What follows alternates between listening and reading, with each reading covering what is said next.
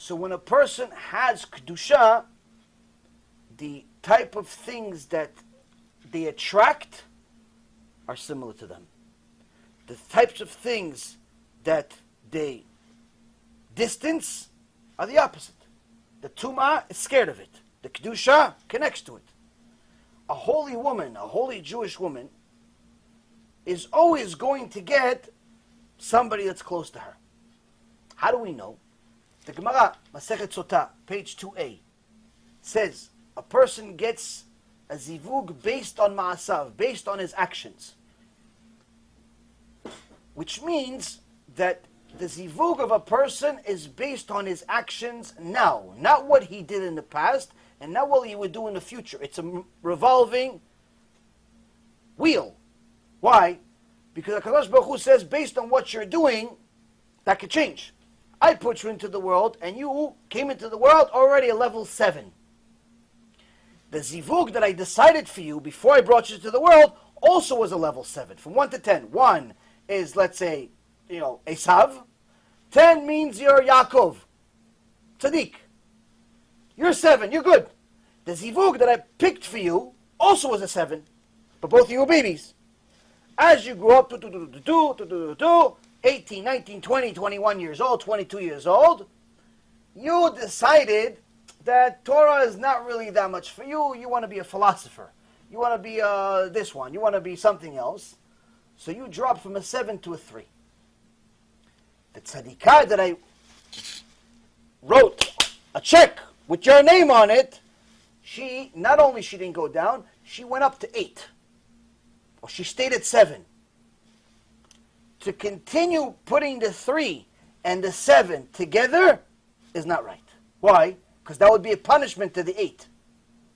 The woman that's now at 8, she doesn't deserve a 3, even though it was written originally that you should be together. That's the zivug. But you ruined it. You ruined it with your tumah. Therefore, guess what? You lose the zivug.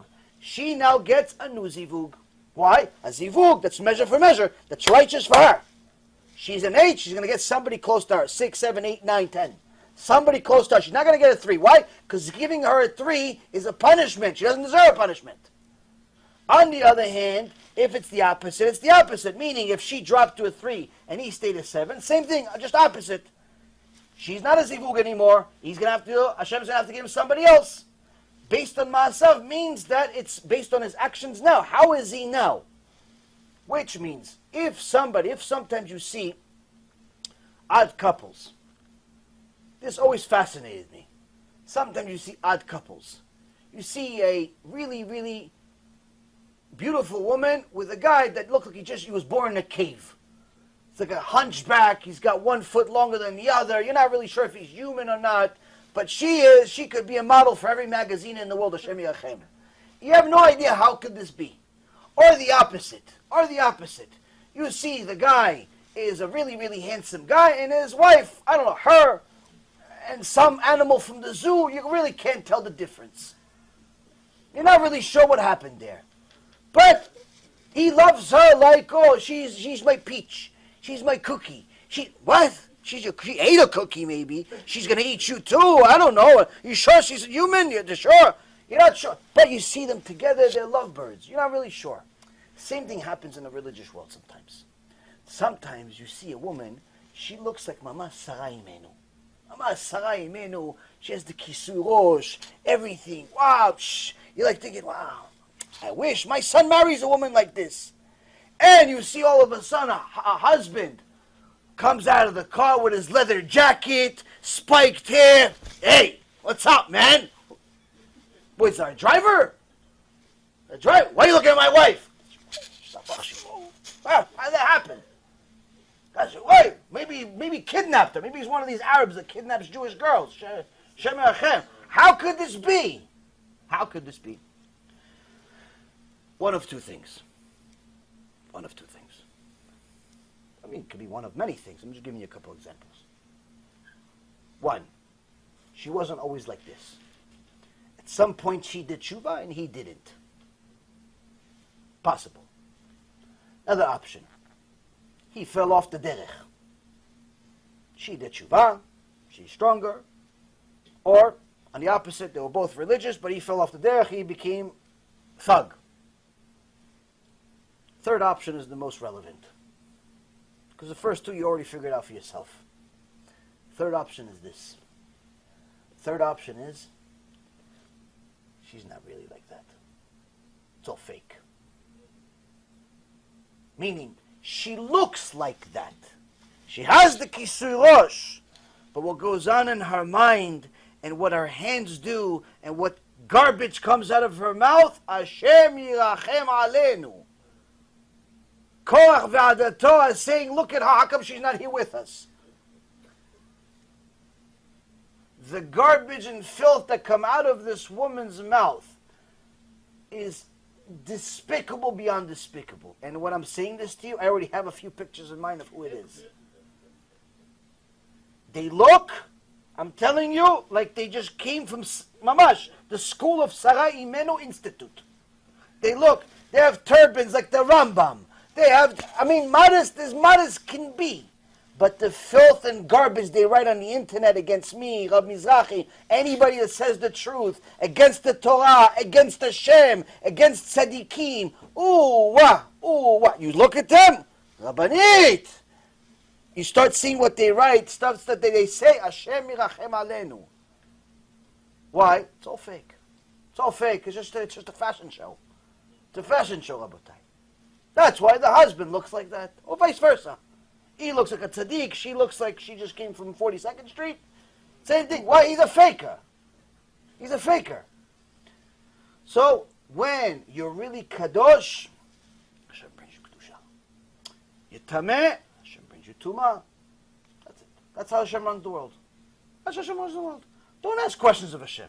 Ask questions of, what are they doing to get this? This accident didn't happen. It's accidentally. This accident was not an accident. It's not an accident. There's no such thing as an accident. Everything is precisely manipulated, moved, influenced by Kadosh Baruch Hu. Everything. Everything. No accidents in Shemayim. So, if a woman sanctifies herself, takes on herself purity, makes sure that she stays pure, make sure that she protects herself, make sure that she treats herself like a bat Yisrael, guess what? HaKadosh Baruch Hu will reward her handsomely. So much so that there was a woman in the Gemara that all of the sons she had became Kohanim Gdolim.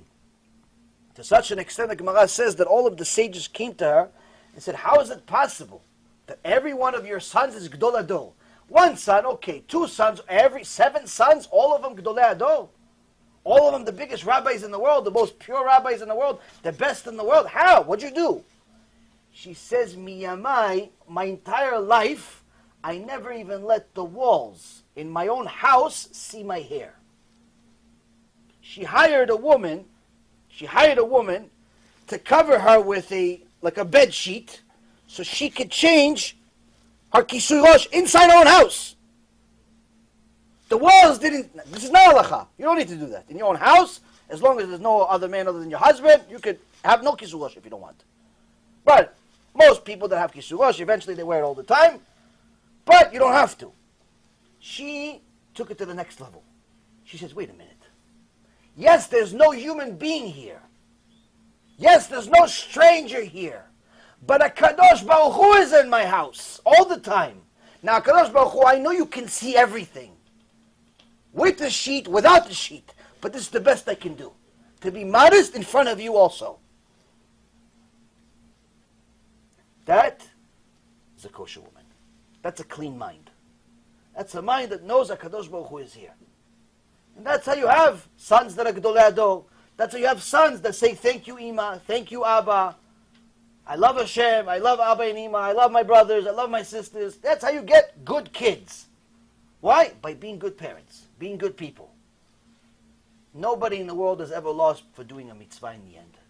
It looks sometimes like you're losing, but that's only momentarily. That's the test. Do you really want it? If you have bitachon, you'll pass the test. You don't have bitachon, you'll fail it miserably. How do you make sure you have bitachon? First and foremost, answer the questions you have, learn about it, and most importantly, don't ruin it with all the poison.